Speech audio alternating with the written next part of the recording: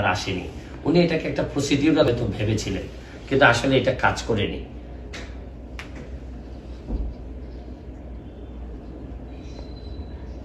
মানে একটা সময় কি আপনি যখন ঢাকায় বসে সিদ্ধান্ত নেবেন আর এপিএস এর উপর বা পিএস এর উপর আপনি অনেক বেশি নির্ভরশীল হয়ে যাবেন, তখন কিন্তু আপনার চোখে একটা পর্দা পড়ে যাবে। আপনি কিন্তু ওই এত বেশি শুনতে থাকবেন, আস্তে আস্তে আপনার বাইরের পৃথিবী কিন্তু আস্তে আস্তে ছোট হইতে থাকবে। তখন কিন্তু আপনি ওই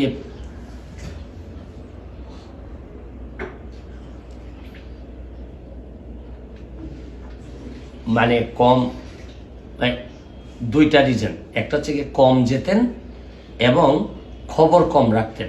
ধরেন কম যাওয়াটাই কিন্তু একমাত্র প্রবলেম না। আপনি যদি ঢাকায় থেকেও আপনি যদি ঠিক মতো ধরেন, যারা হাজার হাজার কোটি টাকার মালিক তারা তো সব কোম্পানি ভিজিট করে না, এরা ঢাকায় বসেই দেখা যাচ্ছে যে কোম্পানিগুলো চালাচ্ছে।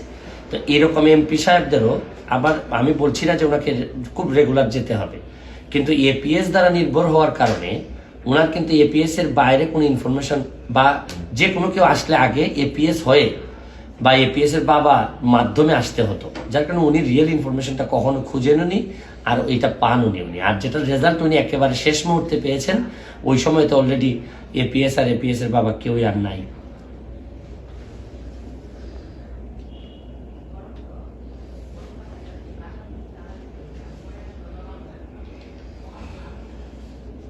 তো আমাকে মানুষ কিছুটা বলতো যে উনি মনে হয় ফেসবুক বা উনার মনে হয় এমপি হওয়ার শখ। মানে বিষয়টা একেবারে যে এমপি হওয়ার মাথায় আমার একেবারেই ছিল না তাও বলছি না, কিন্তু বাট কাজের গুলো এরকম। আমি তো ছাত্রলীগ করা ছেলে, তো একটা ছেলে যখন ছাত্রলীগ করে তখন তার একটা ধারণা থাকে সে একসময় রাজনীতি করে অনেক বড় হবে, সে এমপি মন্ত্রী হবে, এরকম একটা ধারণা থাকে। এটা তো মানে অস্বীকার করার কোনো সুযোগ নাই। না, বিষয়টা মাথায় রেখে আমি কাজগুলো করিনি। কাজ করতে করতে একসময় আমাকে লোকজন বলল যে আপনি যদি ওইসব জায়গায় যেতে পারেন তখন আপনি আরো বড় আকারে করতে পারেন, আপনার নিজের পকেটের টাকাই লাগবে না, শুধু আপনি সরকার তার রাষ্ট্র আপনাকে অনেক বেশি হেল্প করবে। শুনেন, আমি যদি এমপি হওয়ার ব্যাপারে খুবই ক্রেজি থাকতাম তাইলে কিন্তু বিদ্রোহী প্রার্থী হতাম।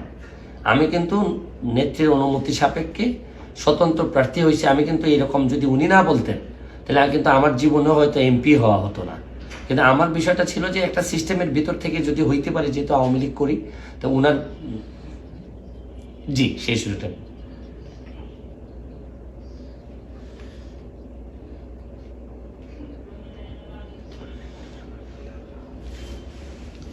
প্রতিবাদ আমার আর লাইভে করাই লাগবে না, একটা ফোনেই হয়ে যাবে। আর কিছু আছে যেগুলা ফোনে হবে না, এগুলো আমি ঠিকই সারা বাংলাদেশের মানুষকে দেখানোর জন্য বা বোঝানোর জন্য এটা আমি লাইভ করব, এটা আমার কন্টিনিউ থাকবে। আর আরেকটা হচ্ছে গিয়ে যে আমি সারা দেশের জন্য কাজ করব না কিনা আমার এলাকার জন্য করব। বিষয়টা হচ্ছে গিয়ে যে ফুটবলটা করব আমি সারা দেশের জন্য। আর কাজের বিষয়ে যেহেতু আমি অফ নিব আমার নিজের মাধবপুর চুনারঘাটের জন্য, তো আমার মেইন ফোকাসটা থাকবে হচ্ছে গিয়ে এই মানে মেইন কাজের ফোকাসটা থাকবে হচ্ছে গিয়ে আমার কনস্টিটিউয়েন্সি, প্রতিবাদের ফোকাসটা থাকবে সারা বাংলাদেশ, আর ফুটবলটাও থাকবে সারা বাংলাদেশ।